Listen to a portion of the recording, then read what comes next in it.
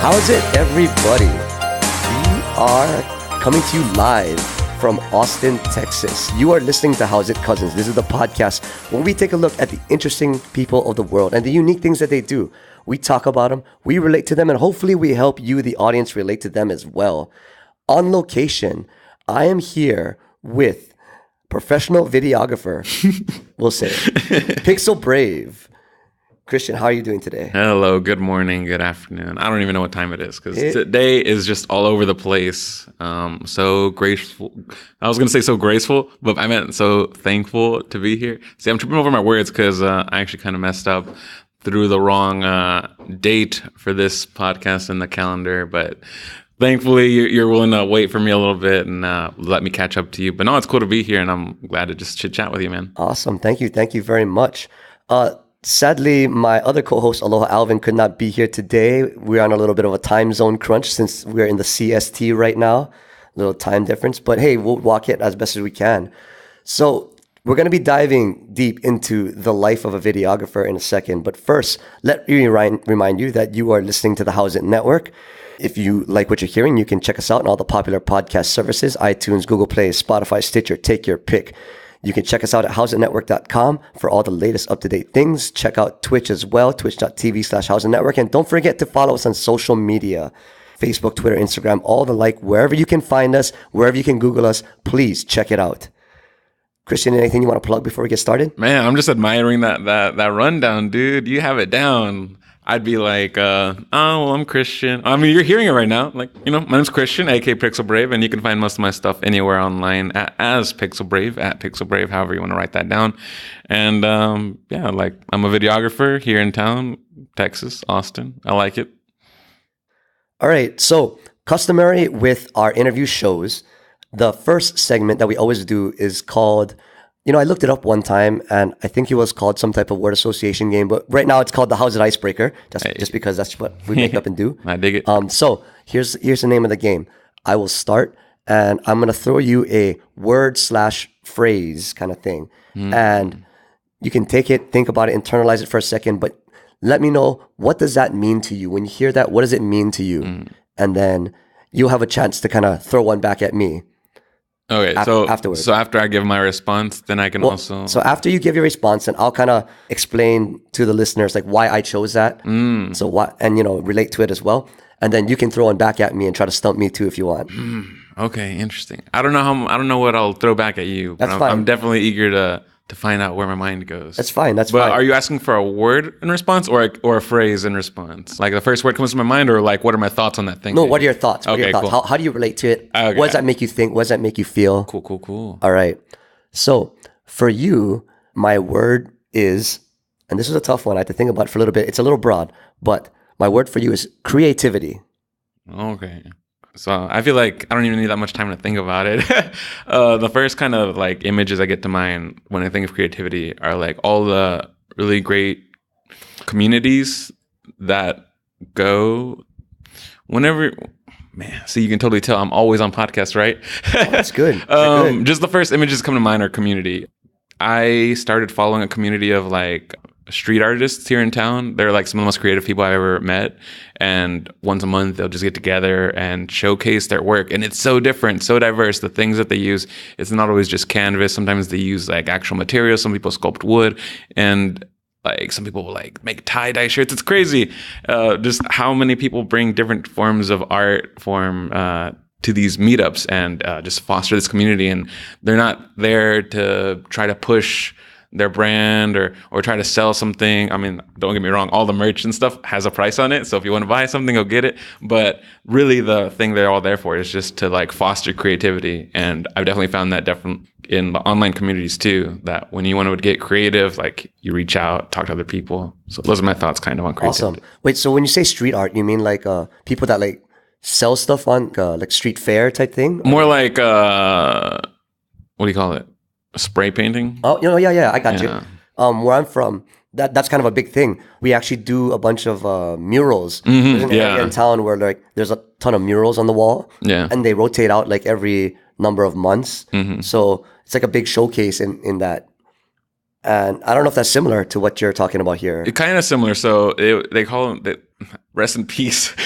They put an end to this. They put an end to this event because the landlord. Like, it's like, not to get too political or anything, but like Austin's been going for a while through like different kinds of forms of gentrification, and I think the venue where they wanted to have this, where they've been having this for a long time, decided they wanted to start using the space for something else, and so that show has been moved somewhere else, and I think it has a different name, but I forget where I was going with that.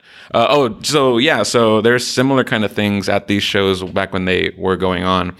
They would have a giant metallic fence in the back of the venue that people would paint a mural with, and then they would have these single canvases too that were like body size. They're like, we're talking, I don't know, the size of a door, like bigger than a door. I don't know what the measurements are, but and people would just, and there were like dozens, I think, and people would just paint different pieces of art on there. So it wasn't exactly like that, but it was similar. Austin did have kind of a space for mural art too.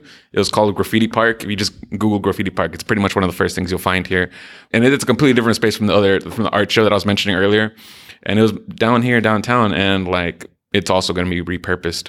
But before that happened, or before the decision for that happened, people would just come unannounced to this giant, it used to be called a slab because it was just a bunch of concrete foundation from, I guess, a housing plan that didn't happen after all. And so you got all these like concrete slabs that people would just paint, like just constantly, just unannounced. They'll come in with their paints, with their friends, and just as a community, just create art out of something that was abandoned.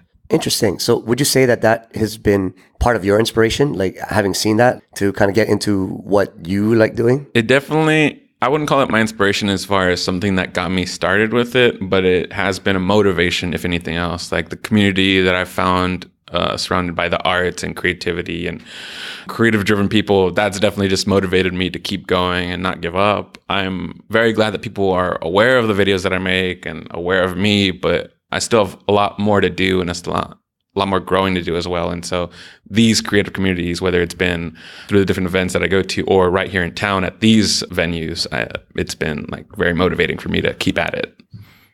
So I chose that, of course, because this is going to be a very creative focused show. Hey. I mean, so you do a lot of creative type things. I do not. I just record sound and put it on the internet right now. Hey, I like the creative vibes we got going on right here. I can tell you that. Yeah. But I was very inspired, honestly, after meeting you last year and seeing the videos you put up from the event that we met at, and we'll get into more of that later. But like those videos you created in a relative short amount of time, with the footage, and just seeing you work, I thought that was really cool, and it was very interesting for me. I'd never seen that before, to be completely honest. Like, I've never really been around that. For me, it was the first type of event even attending. So just to see you in your element, like doing what you do, that was really cool. Yeah, thanks, man. No problem. So now you've had about 3 minutes to think of something to throw at me. No, I was just talking. Oh, man. Man, so I got to think of a word? Anything. So I want to travel, because like briefly you mentioned that, your work had brought you to different places. So what does travel mean to you? To me, interesting. It's funny because so I live in Hawaii. I'm originally from Hawaii, still live there now. Travel to me for a long time in my life meant going somewhere far, because for us it's a minimum of 6 hours to fly anywhere, that's worth a shit pretty much. I mean, you can fly to the different islands in Hawaii, but you're still in Hawaii. But more lately, to be completely honest, when I think of travel, I think of opportunity. And in the last, I'd say 3 or 4 years, I feel like I've been trying to use any opportunity I can when I'm traveling to either experience different things, see different things, or meet different people. Or in this case, like right now, use it as time to create content, do cool things. We're podcasting here. Exactly. Like I said, on location. This is the first time I've ever done anything on location. I've never been to this location, by the way. Really? Like this podcast, this session has been an opportunity for me to come check out the new local library. Yeah. Which, by the way, it looks fantastic. This place is really nice. It looks like something out of a movie. For my day job, which I'm not really going to get into, but I do travel some for that. And lately, I've been trying to, I guess, maximize that time as well. Last year, I did that and ended up in Austin, Texas, which is actually where Christian and I met. And this year, same thing. I'm on the tail end of another business trip. So what better way, since I'm already over 6 hours away from home, might as well tack on a few extra to go somewhere else and then, do some cool things. So I wouldn't say that I'm a world traveler. I've been some places, I've been to Japan, I've been to Europe like once each, Nice. but I wouldn't say I go everywhere. To me, like I said, travel is opportunity. So why you pick that, man? Like just because? I was just curious because I mean we hung out last year and we DM'd a bit, but we're still getting to know each other. And so like just in the brief conversation we had, that little bit of you mentioning that you were traveling, just like, oh, well, is travel a regular thing for you or is it rare? And, what does it mean? And so that's really cool that you mentioned opportunity because it just shows that, you've got a lot that you're working on, I guess. Trying to at least. Do you get to travel a decent amount or?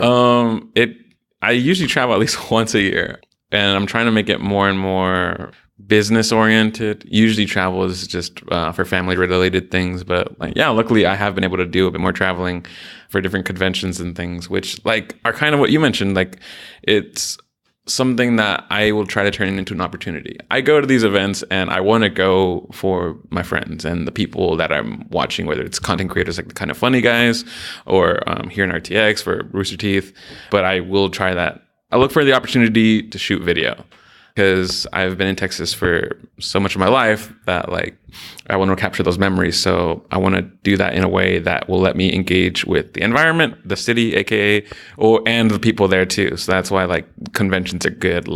Double down on I'll get to see a new scenario and also new communities, in these spots doing things they love. Some people just think that hey, isn't that just going to have fun? But to me, that opportunity sounds like the right word for that. So that's cool that we can kind of relate on that level. Awesome. I love it. That's great. All right. So that's kind of our breaking the ice. You feel a little loose now. Yeah, dude. That was a lot of fun. I was just mentioning earlier that all the podcasts I've been on have been really great, but I've only been talking about Kingdom Hearts. So it's cool to change it up a bit, Oh, we'll talk about Kingdom Hearts later. Don't worry. That'll happen. All right. So, into the meat of it. So, you're a videographer. Mm-hmm. That's kind of your main gig. What is that? It's my favorite gig. Oh, favorite gig. It's not my gig. Man, dude, gig should have been the word. That should have been the word. Maybe. It means so many different things. Or at least it makes me overthink many things. You mentioned it was the main gig, so I'm I don't know. Do I say yes because that's the thing everybody knows me for? Or do I say no because it's technically not my day job? Oh, okay. No, so forget a day job because I guess technically for the purpose of this, my main gig is podcasting, I guess. Mm-hmm. Yeah. But for your passion, what you want to do, what you like doing, take me through. How did you come across that? How does that become a thing for you? I'm trying to think of how far back to go. Anyone who's listening to this that knows me, that knows the name Pixelbrave, they probably know me from event videos because I've been holding cameras since I was 10 or 12. Okay. But that's not really worth talking about right now. To get to, you said, to the meat and potatoes of things, when I realized I wanted to start shooting event videos, that started at Beyond 400. Wow. Yeah, I've always heard about these cool IGN events and things like that, and I was man, I always want to go to those. And I'm 31, by the way, and my brain is melting. So is my memory. So a lot of these things are really fuzzy. But as far as I can remember, I just wanted to go, so I went out there, and I didn't know a lot of people. So in the Kind of Funny community, other people like yourself made their own podcasts, and I started listening to those. So as cool as it was to go check out the actual, no wait, I'm getting things mixed up. Why am I saying about Kind of Funny? I went for IGN Beyond 400. You're good. There's a lot of crossover there. It's been a number of years, and so it's so easy. Hard to remember. So it's so easy as I'm thinking about this IGN event in my mind, start thinking of it as a Kind of Funny event. So dang, that's crazy. So Beyond 400. So there I am, and since I'm used to shooting little events anyways, family events and things like that, I was well, I don't know anyone here, but I do know how to shoot stuff, so I'm just capturing the moment everywhere me and the community went. And when I put out the video for that, I just really liked it more than anything else I'd shot before. Before that, I just shot family occasions and things like that. which everyone's having a good time, but to really see people from like different walks of life be excited to finally meet each other for the first time, that look on their face, and like kind of like when I got off the elevator and saw you again, like, oh, I haven't seen you since last year, kind of like, it's cool to capture that. And that's when I realized like I want to keep doing this, because I wasn't really seeing a lot of that out there on YouTube. Whenever IGN or any kind of company has fan engagement, they'll post the pictures for that and stuff, which are always nice. It's always cool, but there's something different about video. And I was like, I like this. And until I start seeing more people shoot videos at events, I'm just going to try to go to as many as I can, and also do my part to just be involved with the community by sharing the memories, is how I always usually phrase it.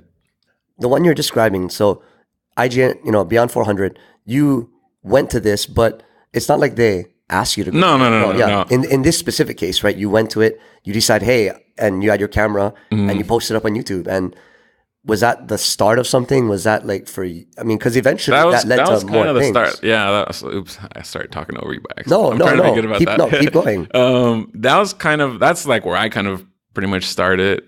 Like I said, there's all these little fun little videos I shot before that. But as far as like, those just would come along and I reacted to them. But after Beyond 400 was when I made a conscious decision of like, I want to keep doing this. It's the videos that I put out from Beyond 400 were what made me decide like, oh, I want to make sure I go to the next big event. That same year, I think, was Kind of Funny Live 1. Live 1, okay, yep. But I'd missed that, and just like seeing the response to the video from the IGN Beyond 400, I was like, man, I wish I'd gone to Kind of Funny's event too.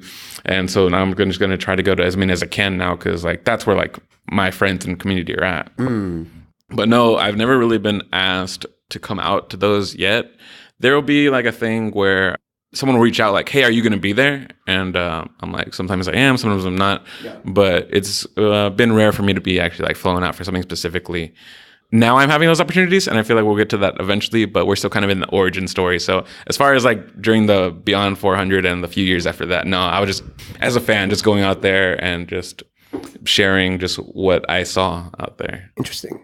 So was that your intro into that community? Like you started listening to, what is now Kind of Funny, back when they were all at IGN, and kind of followed along since? Was that kind of how you jumped into that? Or just following certain games? Well, I'd been following Greg since Beyond 35. Wow. Yeah, the number is really easy for me to remember because it's just nice, like 5 number, like 35.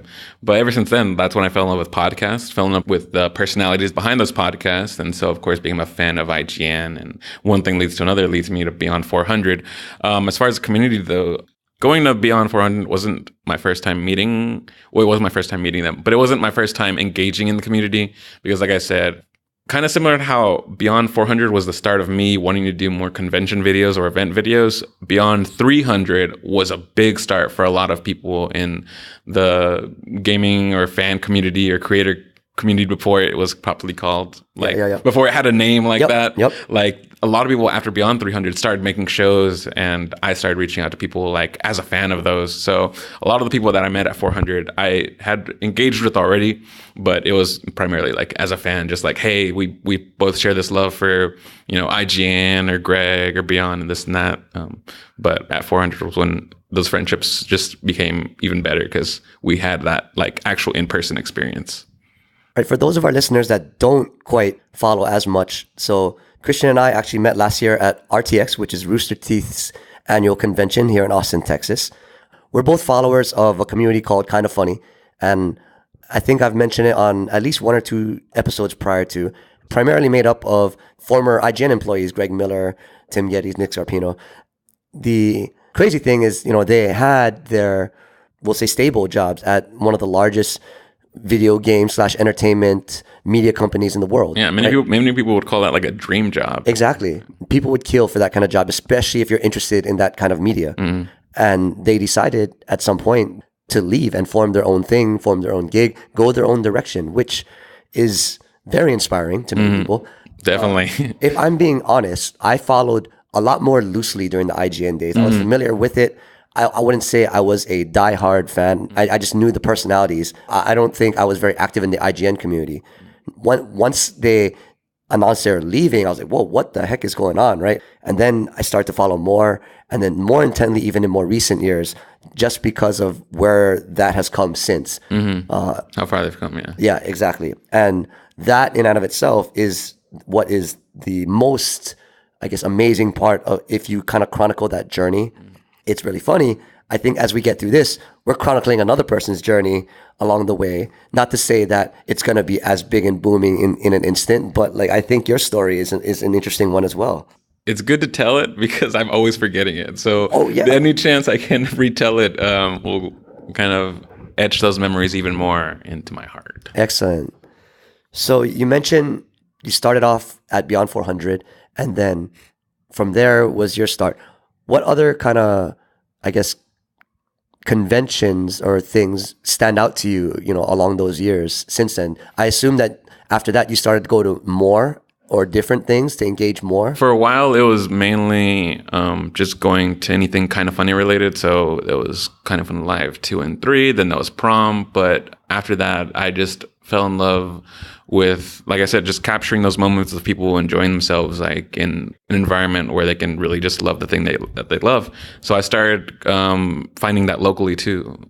Anytime that there was a local game convention that was like totally off the map, just like the mom and pop retro arcade down the street, they're having a little convention, come by, it's free, bring the kids and they'll play old arcade games or things like that. Or they also have what else is going on here? Like South by Southwest. That's a big one. Oh my goodness. So that's a big one. Not Okay. so that one is not. So I gave an example of a small one, and now I'm giving an example of a big one because South by Southwest is big. I don't want anyone to think that I'm calling it small. But I never really like attended or anything. But now that I knew that I liked shooting, conventions and events, I found out that there was a gaming aspect to South by Southwest South too, by, yeah. and it's only growing bigger every year. And so, but man, back then when I was shooting stuff, like I didn't really need. I think they didn't even charge you for the gaming stuff. You just needed to show up to a place with a wristband, and you can get in. And yeah, that was fun capturing those. And so yeah, it definitely that interest for like capturing events like did bleed out into things outside of Kind of Funny. Like I said, like local things. I was trying to find more opportunities to shoot around town, even like non-gaming things, trying to find musicians. Wow. Like I just, events is still my main thing, but now I've been trying to find new areas to play with too. Are you going to South by this year? It's like in a week and a half or something. I don't know. Last year, someone at work was able to give out like a free film wristband. They're like, hey, we got a free wristband and you're the film guy, so here you go. But I'm not there anymore, so I don't know. So I'm kind of hoping that they'll still think of me though, because there's a lot of love there with me and my former employer. But if not, then I will probably try to get a wristband online or something like that. Because the wristband, for those who don't know, it gets you into, well, should we just give a quick rundown of what South by Southwest is? Yeah, go ahead. It's just a really big festival here in Austin. It has a music portion, a film portion, and a technology portion, and a very small little game portion as well. But I always like going to the film festival part. Obviously, I'm going to catch all the new short films and features and animations, documentaries. It's always a good time. And usually you have to pay a lot to get a wristband. I mean, not you have to pay a lot to get the badge to attend the convention and the screenings. For just the wristband, you can go just catch the screening. So I'm gonna try to grab one of those. I've heard that's cheaper because actual day passes are like really expensive. Yeah, I know. They're way cheaper. The only thing is that like you're the last to go in. So if seating fills up, like I tried to get into Ready Player One, that filled up, so I couldn't go to that. But a lot of stuff is still, if you don't really care what you're watching, you just want to go watch new stuff, then that's a really good thing because there were lots of documentaries and short films and things like that were really available for people that had a wristband. So I see. It's been your South by corner, but you're asking if I'm going to go. I'm going to try. If I can't get a wristband through my connection, then I could see myself putting out a little bit for the wristband. It's just that they sell out so quick, so I gotta jump on that fast. But I'm also trying to be more productive too. So that's like a weird thing about being a creative is that there's fun stuff, and then there's time for fun and there's time for business, and trying to find the balance for that. And so it could be a great opportunity. I could go see cool films with this wristband and like learn a lot as a filmmaker, and maybe even like go to some Q&As with directors. But at the same time, should I be using that time at the house, working on scripts or editing? It's a crazy thing being a content creator, deciding how you're going to spend that time. So it's still up in the air if I go, but I definitely want to. So we took a look at some of the other stuff that you've been working on in your portfolio. Like you've done like music videos too, and other client things. If you look really hard at your MP3 player, we're looking at my website, and we're on the, what is this? Just a portfolio page. Yeah, which is very not up to date. I mean, like, but yeah. So we're looking at things, and so yeah. So as far as music videos, I completely forgot about these because, like I said, I mostly do events. So we have about 6 music videos on the page. The first one, someone who went to 300, beyond 300. They made friends with someone that I knew, and so I became friends with them too. And they're a musician, and I really liked their song. And I was like, hey, like, actually, I think they might have approached me. I think they're like, Christian, you do animation. Let's do an animated music video. So that's one up there. Another one up there is a music video that a friend and I in college entered a music video competition. They were like, man, I can't remember. I think it was Imagine Dragons. No. It was someone with an Imagine Dragons kind of sound. I can't think of the band. Sure. But it was something that reminded me of them. But they were like, hey, we're having a contest. Like, here, use one of our songs and make your own music video, submit it. And like, we didn't win. But I recut that video. Well, actually, I think what we have posted here is that actual contest submission. But then I did take that. I took that same video and recut it into a short film since I didn't really like the song. That's cool. Also have another rap video, which rap isn't my usual game, but like, hey, if someone wants to come with me with an idea, and like, I'm willing to, step out of my comfort zone. And we have also a rock band on there that they're friends from Houston that I really like their music, and they wanted me to shoot something. Man, another one on here is a country pop song that I was helping shoot with, and dude, that was weird. That could be a whole other podcast, which we won't get into. But it was an interesting country music video experience because we had a diva of an artist and not nearly the right resources that the producer should have provided for us.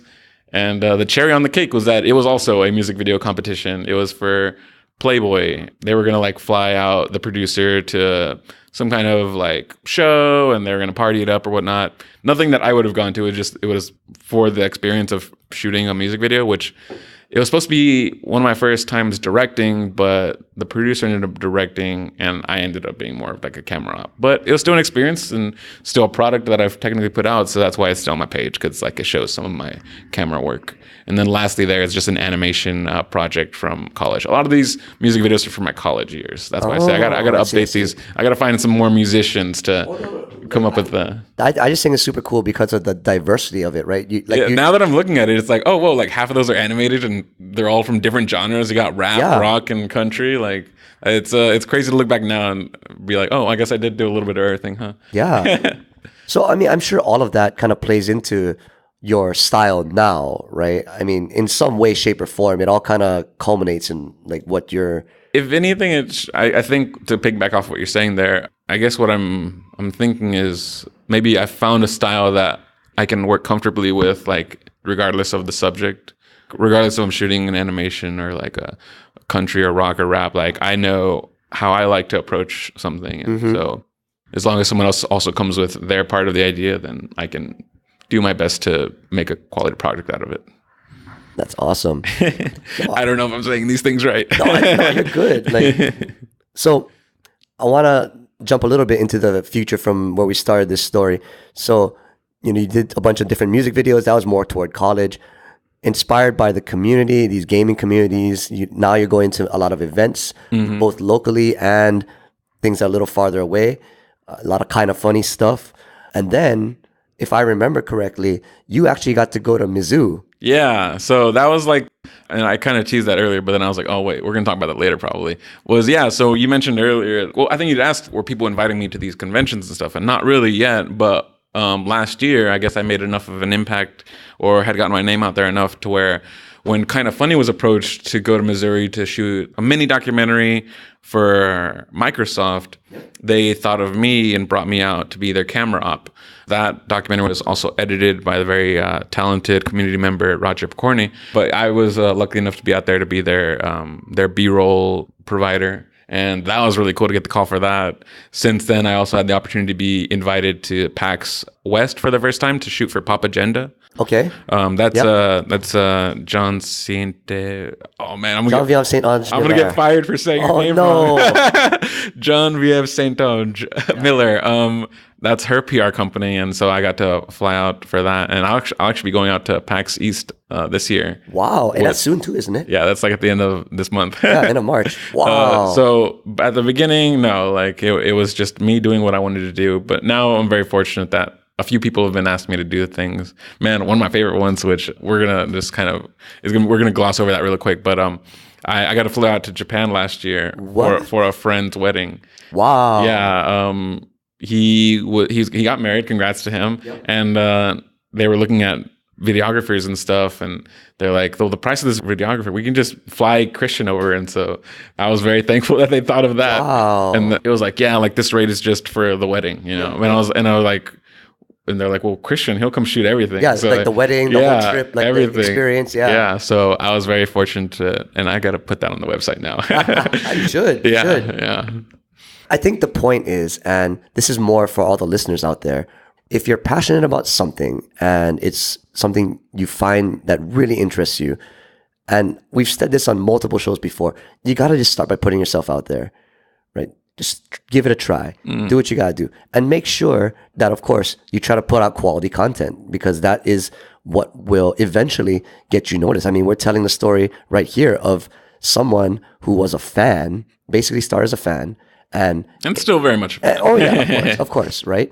And still through engagement and through just communicating with people and then just trying it out, shooting the video, putting it online, letting the world see it. Eventually, if you are passionate enough about it and you keep plugging away at it, even you can get noticed. Like I said, it must have been amazing to be noticed by the people who you are following. Dude, it was nuts. I can't even begin to describe what that feeling would be.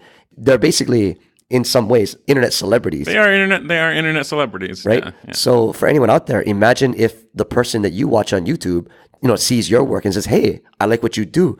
Come out with us and do something with us." That's super cool. One, that's the power of this community, which is amazing. But two, it's a testament to being able to put yourself out there and put out quality content, which I believe that you do. Thanks.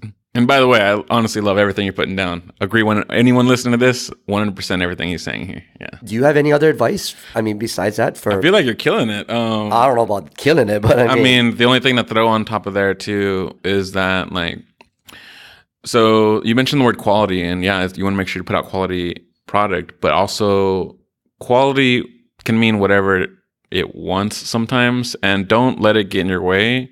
By quality, I'd put a little asterisk and be like, put out work that you're happy with. Because I mean, to this day, there are plenty of projects. I can talk that I have shelved or put away or haven't put out yet because I thought that they didn't measure up to this certain level of quality. And then whenever I did eventually put them out, people responded to it. And I'm like, I worried over nothing. I stopped myself because I thought nobody would like this. And you know what? Sometimes people will not like what you put out, but if you're happy with it, then that's all that matters. I'm still putting out things today that no one will like, no one will retweet, no one will watch. But at the same time, I'm happy with what I'm putting out. And if you're happy with it, then I'd say that's pretty quality until you really get going anyways. Oh, yeah, of course. Then someone else can tell you. Yeah. But no, I agree 100% in that you can stress over and over on something because you feel like, oh, it's not good enough, it's not good enough, it's not good enough. But at some point, you got to kind of let that go, right? You got to kind of be, I don't want to just say satisfied, but just, understand that it's okay if not everyone likes your stuff, right? As long as you can find something in it to where you're growing, to where you can enjoy it, that is worth it, honestly. And believe it or not, for all the people that don't like your stuff, there's going to be some people that do. So, and why not at least get that started? Just try and put that out there. Mm-hmm. So we've kind of gone the full gamut on the videos and all that stuff. You had mentioned a little earlier, you're trying some other ventures too. Oh, you want to let the listeners know, maybe you're a Renaissance man in and of yourself, but what else kind of things are you trying to do? I'm mostly known for my event videos, and I'm definitely going to keep trying to do as many of those as I can. But yeah, a big part of this year is trying new things. One in particular is the podcast that I'm starting. Like I'm probably asking you for advice on stuff, man, because dude, I don't know what to do with a microphone or anything. But I am starting a podcast. It's called Annie Programma. It does have a Twitter already, so if you want to check out the Twitter, it's Annie from like anime and Programma as in program, because I don't know how to brand stuff. I have to make it. I have to make it really complicated. That's straight up like one word or it's no? Yeah, it's one word. Okay, Annie Programma. Yeah. All right. It's just fun to say. No, that sounds great. But like, it's an anime podcast, and it's going to be structured with a little bit of news, what's going on, what I think about it, and different topics of the week that I will be having guests on to talk about, whether it's some of our favorite animators, some of our favorite anime movies growing up, what we're watching right now, different tropes. It's just like with storybooks or movies, there's always tropes and everything, and it's kind of fun to look at those and think about, like, you know, why do we always see this kind of character, and do you like it, do you not, things like that. And I'm also going to be throwing in like a little culture corner, different parts of Japanese culture that I think are really interesting. I'll also be doing at the end of each episode like a watch along, like catching up on old shows that are like, interesting. Hey, I've never seen this, so I'm finally watching it. Here's what I think of the first 2 episodes of, and actually the first podcast I'm going to do, or for the first episode, I'm going to be talking about Cowboy Bebop, because I've always been told to watch that, and I can never get past the first episode. What? Okay. And wait. what I mean by that, Okay. is that, again, this old mind, this old deteriorating mind just always forgets. I always watch the first episode, and I always like, dude, that's cool. I can't wait till 5 seconds from now to watch the second episode. And then in that 5 seconds, something only with Cowboy Bebop for some reason, like, will get in the way, and I'll be like, oh wait, now I gotta do this or that. And so I have it like, it's on streaming. I literally have the discs at my house too that a friend lent me. Yep. And like, okay, if I have a podcast where I say I'm going to talk about Cowboy Bebop, I would probably finally watch Cowboy Bebop. Okay, wait. I got a hot take you right now then. You're going to go on an anime podcast. What is your favorite series? Toradora. Toradora, okay. Are you familiar? Not honestly, I've seen a little, but not that familiar. But I'm going to fight you because Cowboy Bebop is mine. So yeah, I'm looking. It's just as blasphemous. It's a lot of people, so I'm really looking forward to finally watching it and giving my thoughts. I think there's a movie, right? There is a movie. And so I want to check that out too. So I'm really looking forward to checking it out. I know that I feel like I know that first episode from front to back because I've seen it so many times, but as far as like after that, like no. It's one of the very few, like I'll say, older shows that, at least in my opinion, holds up today. I mean, it looks good, and then every time I try watching it again, it's like, hey, this first episode still looks cool. And one of the better English dubs. I'm gonna watch it in English. Yeah, I'm usually watch stuff in Japanese, but that dub's pretty quality. Yeah, one of the better English dubs, if I may say so. So yeah, there's the anime podcast. I'm really excited for that. I'm also starting to do merch, right. I don't like using the word merch, but I don't know what else to call it. Like, I'm gonna start doing T-shirts. So I've been seeing a lot of T-shirts in the community. People, whether they're starting a podcast or they're starting some other kind of content branding, like I love seeing them just come up with designs, and I'm like, man, like I used to really draw a lot as a kid, and I haven't like it's like I turned in the camera and put away the pencil. Like, I definitely stopped drawing and illustrating as much like after I became so focused on video, and so this is kind of like a way to tap back into that side of my mind. Okay. Putting things on paper, and then like I really enjoyed seeing people wear their designs, and I was like, I'm buying everybody's shirts. I'm gonna buy my own shirts. Yep. So the primary purpose is, just to me to have a form of self-expression, creativity. But obviously, I'll put up a link for anyone who would be down to buy a shirt too. Anything that gets bought from the shirts is actually going to be going into like an equipment fund. Yep. I've been using the same camera since 2011, and it's never led me astray. But at the same time, sometimes you got to grow, you got to add new tools to the box, and so that's kind of a part of that equipment. I'm sure, as you know, is like very expensive. Oh yeah, especially like cameras. The mics and everything here. Yeah, so. It's kind of a double-edged sword like that. Well, double-edged sword. People use that in a bad way. I meant that in a good way. What's a good? So kind of two birds with one stone. That's a much nicer one. Yep. I will get to self-express myself and tap into my art side of things again. And also, if anybody happens to buy it, then like money for equipment, hopefully. Awesome. And then, man, I'm only going to say those two so far, because then we're going to be here forever if I talk about all the future projects. But if you want to check out anything that I'm putting out later on this year, again, the social medias are Pixelbrave. And we'll pause right there. I promised that we were going to get into it for a little bit, and I won't go too far down the rabbit hole because that's not the topic of this podcast. But you mentioned it earlier. You've been on multiple Kingdom Hearts podcasts. Oh yeah, dude. It's been... Social media. You're on your fourth run through Kingdom Hearts 3 now? Oh yeah, so I'm running through Kingdom Hearts 3 for the third time. Third time? And it's even more fun than the first two. Oh man. So how do you connect to that game? Like, what does that game mean to you? Like, what? This game in particular, or like the Well, franchise? no, the franchise. I assume this game had its own special place, but with the franchise in general, why would you be a great candidate for the Kingdom Hearts podcast, and why now? Like, People, I think people just know that I will keep talking about it.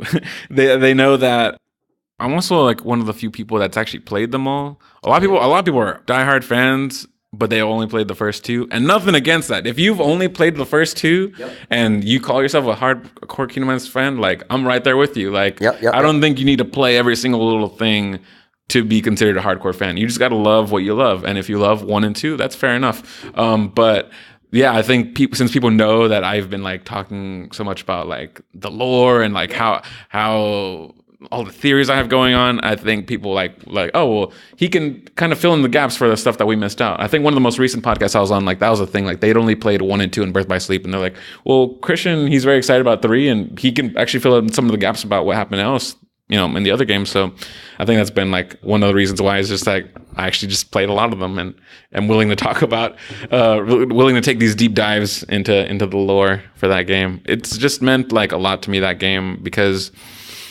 man, dude, I'm about to get a little deep here. Do it. I mean, it's nothing like sad or anything, but just it's kind of like, I don't want to say philosophical or whatever, but you can tell me, you can write in the comments below what word I'm thinking of here. But we all have our ways of communicating, and we do our best to bridge that gap between one another through whatever kind of language we have. Obviously, just regular talking. But sometimes that's not enough. Sometimes things don't properly communicated, or you don't really know how to even express what you're talking about or what you're feeling or this and that. And Kingdom Hearts was one of the franchises that, even to this day, when that language just feels so familiar. When they talk about things that other people might find really cheesy, they're like, dude, that's so cheesy that they call it a heartless or the strength of one's heart. Oh, nobody. Right? Yeah, the power of friendship is like, no, that's everything that I'm all about. So I love it.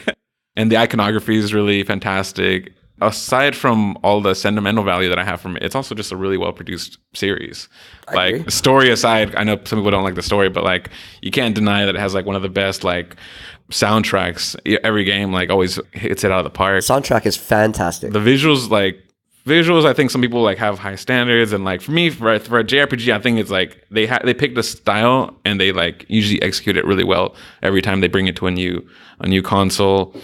And dude, I just love how expansive the lore gets, and everything is just centered around emotion. Like the villains, the heroes, the conflict, it's all out of emotion. So it really speaks to me that way. So I'm not gonna lie, I still haven't finished it yet. Oh yeah, what 3? 3. Okay, cool. But I will ask you in a non-spoilery way, because I've seen people and I've read about people that finished 3. Mm-hmm. Are you satisfied with how it wrapped up? Yeah, and I'm gonna put a little asterisk. I'm happy with how it wrapped up, but I'm also very well aware that like anything that isn't wrapped up or anything that's been left out in the open, from the moment the credits started rolling, I'm like, that's gonna be explained later. Like some people, I've been watching a lot of like reactions to the ending, and people were like, what? Like, Nomura, what is this? Like, and don't get me wrong, like I have that first reaction too, but I'm also like, what is this until you tell me later? Because I know that stuff's gonna come out eventually. But as far as like what I've experienced, I don't know when the next Kingdom Hearts game will come out. Who knows? It might. Probably a few years. People are like, DLC, it's around the corner. But even if Nomura came out right now and said, no DLC, no more story, this or that, I'm still really happy with the game that we got. Could there be improvements? Yeah, I can find improvements and nitpicks on anything. But I'm having a lot of fun with the game again this third time around, and I really liked it the first 2 times too. Yeah. I hope you like it too. What are you like? Again, not going into spoilers, but like, are you enjoying the gameplay? No, I love it. I've just been trying to play it on stream, and I've been kind of sick lately, or at least a few weeks ago. So I haven't been able to stream as much. Yeah, been busy now traveling. But yeah, I definitely like it, and I want to go back and finish it, especially because all the people that I interact with online, I've already finished it, and I'm like, oh, I can't even watch this person stream right now because they're like in a part where I know there's gonna be a spoiler. Yeah, I hear you. So. But no, Dude, I really I'm looking forward to hearing what you think, though. Yeah, definitely. So we've kind of gone down the whole rabbit hole. We've kind of told your story. Is there anything else that you want the listeners to know about you or anything that you do before we dive into the real fun stuff? Oh man, one thing I want everyone to know is that I'm an open book. As you've listened, sometimes I don't always have like the best thing to say, or I don't even know what to say, but I will always at least listen to whatever question someone has for me. And I put out like a call out at the beginning of the year, like, hey, if anyone wants to work on something, that's cool. But also, like, if anyone just has questions or anything about video, like, I'm usually an open book. If like you approach me with a little bit of like patience, that's a good word. If you approach me with patience, because sometimes I'm in the middle of a lot of things and I can't get to messages right away, but I will try to find the time to, if I don't have the answer, I will help you find that answer. But I think creativity is a beautiful thing, and if you've always wanted to try podcasting or shooting something, photography, whatever, this and that, and you just want to know where to go first for something, like ask me and I'll be happy to point you at least in some direction if I can't answer something for myself. So if nothing else, know that you can talk to me. And for anyone listening, I will tell you, I very much appreciate that call to action at the beginning of the year, because that is exactly why we're sitting here right now. I responded to Christian's tweet, and hey, a few months later, now we're here talking online. Having a good time. Yeah. All right. So once again, customary with our interview shows, the last segment is what we call the How's It lightning round, or I'm just going to make that up for today. I forget. I like that. I like the How's It branding, man. I try. I dig it. But anyway, some of these questions were sourced from a creator that Christian and I both watch, Jared Petty. He had an interview show from a few years ago that he used to give, and he went through a litany of lightning round questions. Some of them I've made up, some of them I've adapted. But anyway, we're going to try to go through it. You don't have to answer fast. You don't have to answer with one word, but you do have to answer. Alrighty. Or unless you really don't want to. Pixelbrave, are you ready? Yeah. All right. So we're going to start with, what is the best fast food item? I'm going to say here in Austin, the best fast food item is a double cheeseburger with bacon and pickles from P. Terry's. P. Terry's. It's a local burger joint, and they have, so some people don't like veggies on their burger, and I love veggies on burger. Yeah. And they have the freshest, crunchiest vegetables on their burgers here in town. Is that like a chain, or like is there like only one? I'm still a little finicky on like the difference between a chain and a franchise, or and not chain, or whatever. But there's like 5 of them. Okay, that's good. That's good enough. Yeah, that's good. So it's not like there's just one, like they're originally from here or maybe California. I'm gonna stop talking about P. Terry's. All I'll say though, because before I'm gonna get facts wrong, but all I'll say is that here in town, it's probably my favorite fast food item. You're not a Whataburger type guy? Whataburger is really good, but like I said, like, man, I had Whataburger just the other night. Yep. But and I had Whataburger this morning. Anything, dude? What'd you get? Well, I gotta ask.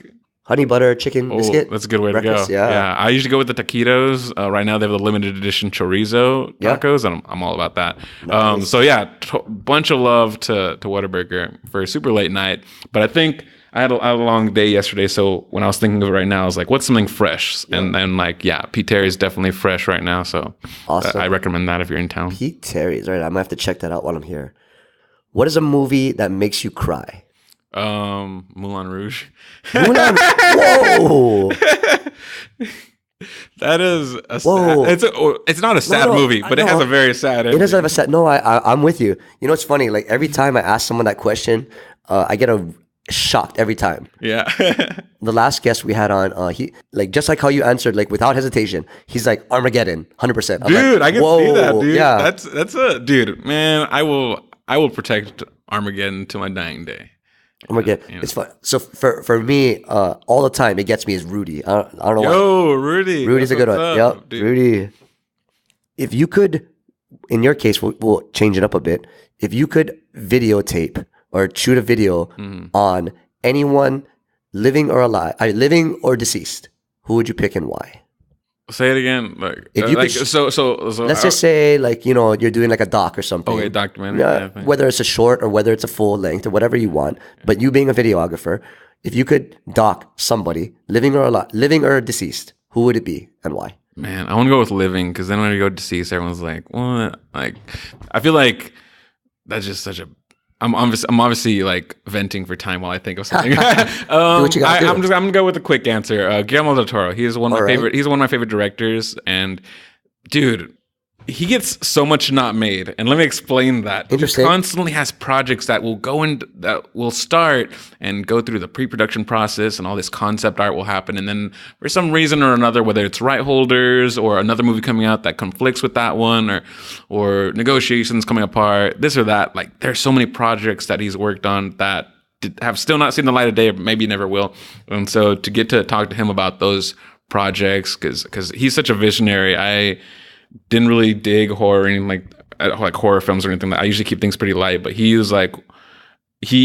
kind of taught me to find the beauty in things that you don't usually think might be beautiful. So in some dark imagery, at first glance, you can think looks very scary or off-putting, but when you take a second look, you can probably find a lot of heart, a lot of passion in traditionally dark imagery too. And he really opened my eyes to that. And I just truly enjoy his films. So yeah, if I could shoot a doc or even just a day in the life video of someone, like I think right now it'd be Guillermo del Toro. Cool. If you could guest star in any movie or television show, or I guess, well, I'll even throw out video game, what would it be? Man, if I could be in a Kingdom Hearts game, that'd be so cool. That'd be really, really cool. Easy answer. Who would you be though? What would you put yourself in? Oh, you know what? Twilight Town? I want to. Yeah, you took it right out of my mouth. I want to hang out with like the Pence group. Yep. They're because I mean you've seen my videos, man. So I would just do vlogs with them. They would be the Twilight Town vlogs. Like, hey guys, here we are with our part-time jobs, trying to save up some money for some sea salt ice cream, or hey, we finally going to the beach. So like, check us out. Here we go. And dude, all the really cringy, typical vlog type vernacular. But dude, yeah. And dude, I feel like I'm gonna write like a whole short film about that now. What is the best song written in the last 100 years or so? Man, Como la Flor by Selena. That is... I'm going to take some hate for not being familiar. That's cool, because that just means you have a lot of learning to do. But so here we are in Texas, for those who don't know. And man, Tejano music, like it literally has Texas in the word. It's just music that came out of here. And Selena was a young artist who first, man, like there's so much to tell about it, so I'm gonna keep it short. I'm gonna keep it super short. She was just a very prominent figure in the Latin American community. She was a fantastic artist with a lot of fantastic songs, and one of those songs in particular, Como la Flor, just really stuck a chord with me, and I think it's been like a theme song, like a metaphorical theme song for a lot of Latin Americans, Chicanos, and Mexican Americans, and just kind of like one of our national anthems. I'd like to think of it, and so it's really great when a song can bring a community together, especially a community that is a minority community, in a land where we have plenty going against us. It's good to have this light that we can all hold on to, which that song is. Yeah. So I don't know if you'll give the same answer for this, but maybe we can stimulate a different thought. If your life had a soundtrack when you walked into a room, man, what would play? Oh, you know what? Actually, I know what this. It would be what would play as far as what song or what artist or. If you know the song. Okay, so man, I don't know the name of the song. What? Because it's new, but Okay. after I heard it, I was like, yo, like I had that same thought. I was like, yo, this is the story of my life. Okay, what's the artist then? The artist name is Cuco. He's like 19 or 20. He's out of LA. He's just this Chicano kid, and he makes. It's kind of synth, dream poppy, electrono. Somebody called it lo-fi. I listen to so much podcasts that I'm really out of the loop with like what you call music these days. You put something on, it's like someone's like, oh, that's electro, and someone was like, no, that's trap and house and this and that. I'm like, I don't know what it is, but I will tell you his name is Cuco, and it's kind of someone described it to me as lo-fi. It's lo-fi music. But his lyrics are bilingual, so English and Spanish, and it's always very head in the clouds, like dreaming of romance and this and that, and that's totally my jam right there. Whether it's like reflecting on my own life or thinking about the kind of stories I want to tell in films and stuff like that, I usually like that. That's what I vibe with is Cuco. So awesome. And I think the song is called Don't Make Me Fall in Love or something like that. But either way, if you look up Cuco, you can't go wrong. I'm looking up a couple things, and what says Lover is a Day. Lover is a Day is a very fantastic song. I think it's like, I don't know. Don't Make Me Fall in Love or something. I don't know. But anyway, it's gonna take a hot minute. Summertime High Time is another very popular one that I like to play in the morning when I was going into work. Yeah, that was a fun one to play. I felt like, hey, this is my theme. This is my vibe. Awesome. And last question. Do you have any question for me? Man, what are you doing next? What's What am next? I You can be doing vague or specific, like what's the rest of the day, or you can be like, what are your projects for that? Maybe one new thing you'd like to tackle this year that you've not mentioned yet. Okay, well, so for me, I'm still building out this podcast thing. It's something that, Which, dude, I'm hella excited. Dude. excellent, thank you. I'm still trying to build this out and see what I want it to be. Honestly, it was something to where I wanted to try my hand at content creation just in general. And I'm really bad at video and I can't draw very well. So I'm like, well, I guess I can talk to people. I know how to do that. Dude, podcast is a great place to start. And either way, it would be a good way to stretch my own skill at conversation and things like that. So I've been trying to branch out further. Lately, what we've been doing, hard time doing it today just because of the traveling, but I've been live streaming the podcast on Twitch. Oh, yeah? Recording at least, yeah. Kind of Dude. similar to how we watch Kind of Funny Guys do. Yeah, okay. Just testing out to see how that works out. I've seen other people do theirs like that too.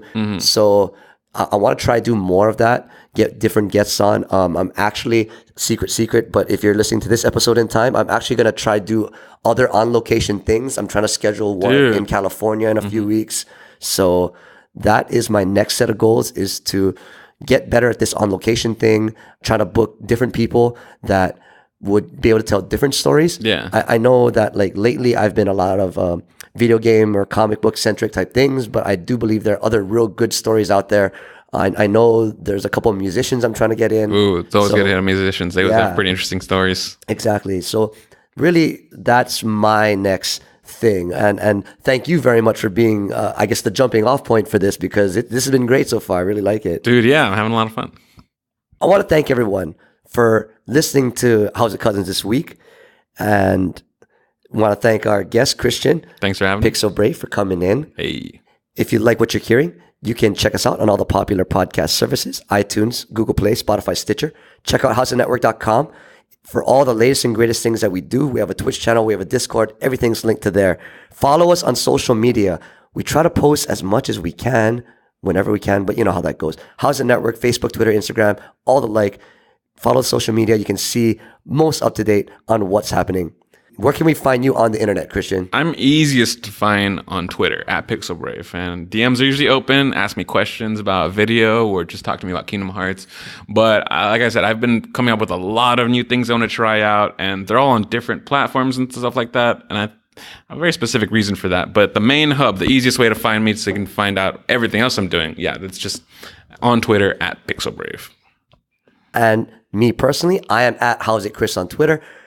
If you want some crazy dank memes or something silly or the like, I post stuff up there, thoughts of the day, anything like that, whatever. I want to thank you again for lending us your beautiful ears. And just remember, it is not goodbye. We shall see you later. Jamatane.